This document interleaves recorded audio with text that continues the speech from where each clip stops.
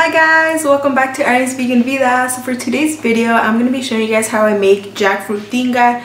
It is so smoky, can be spicy, and it is so delicious. I actually did not veganize this recipe early on into my vegan life. I ate it a lot pre-vegan days, and my mom has been making it recently, and that's actually what inspired me. I was like, I think it's about time I veganize tinga. So I did it for you guys. I did make it jackfruit based. I know some of you guys have told me I can't find jackfruit in my town. Well, actually, I can't find jackfruit in my town either. I live in a super small town in Central California, so I tend to not want to make the drive to like a big brand store to buy jackfruit, so I ordered online. So I'll be linking down below in my description 4 different places that I usually buy my jackfruit, so I hope that can help you and you can buy it online just like me. I also wanted to note that my DMs on Instagram and this comment section is always open for you guys. I always respond to you guys in your comments and your questions, and I promise I will help you locate an ingredient if you don't have it. I try to make my recipes as simple as possible so you guys can really veganize food with me. I am going to be using the tinga today to make tinga tostadas, but you can definitely use this tinga in so many ways. You can do tacos with it, you can make it in quesadillas, you can use it as a filling for something, and you can definitely use it as a topping for sopes like I did in my sopes video. So yeah, I hope you guys really enjoyed this recipe. Bye!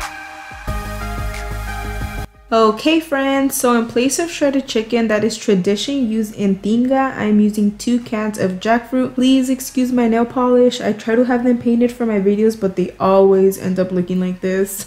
Anyways, I love this specific jackfruit brand because it is the most neutral tasting jackfruit out there. I use it straight out of the can. I first like to give it a little bit of a rinse, and then I am removing as many seeds as I can. They are edible, but since the desired look is shredded meat, I'm removing them. The stem or hard part of the jackfruit can be crushed between your fingers and can stay in there. It will add some volume. As for the rest of the jackfruit, I'm shredding the jackfruit like so. It's crazy how much like shredded chicken jackfruit can look like. Keep in mind that if you don't like jackfruit or don't want to use jackfruit, you can easily swap it out for shredded oyster mushrooms or king oyster mushroom. Once the jackfruit looks like this, I squeeze out as much moisture as I can, and I'm setting it aside for later usage. This is how many seeds I was able to remove.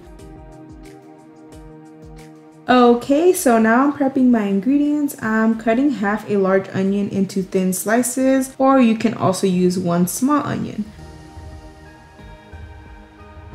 For the tinga sauce, I'm slicing my tomatoes in quarters so they can easily be blended. Some people like to dice the tomatoes and add them into the tinga instead of blending it, but I've tried it both ways and I do prefer to have the tomatoes blended. I feel like the flavor is stronger and really brings out the tomatoiness.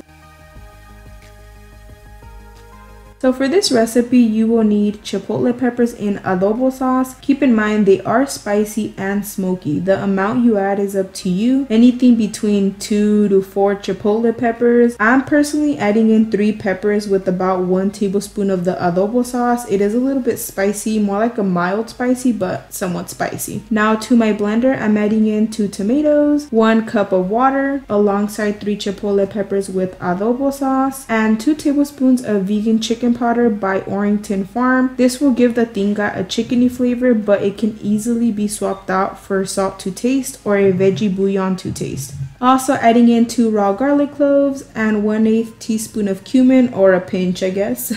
Now I'm blending all this up until pureed.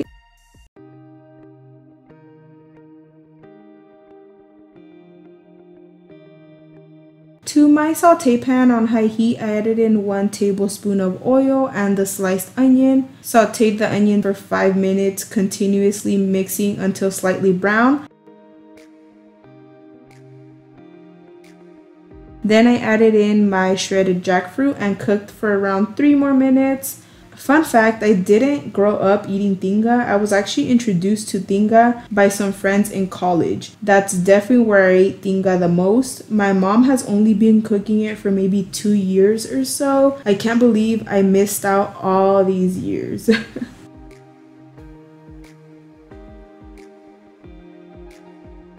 I went ahead and added in the tomato chipotle sauce, made sure everything was mixed well, and then I'm bringing this to a boil and cooking on high for 15-ish minutes or until all the liquid has been absorbed.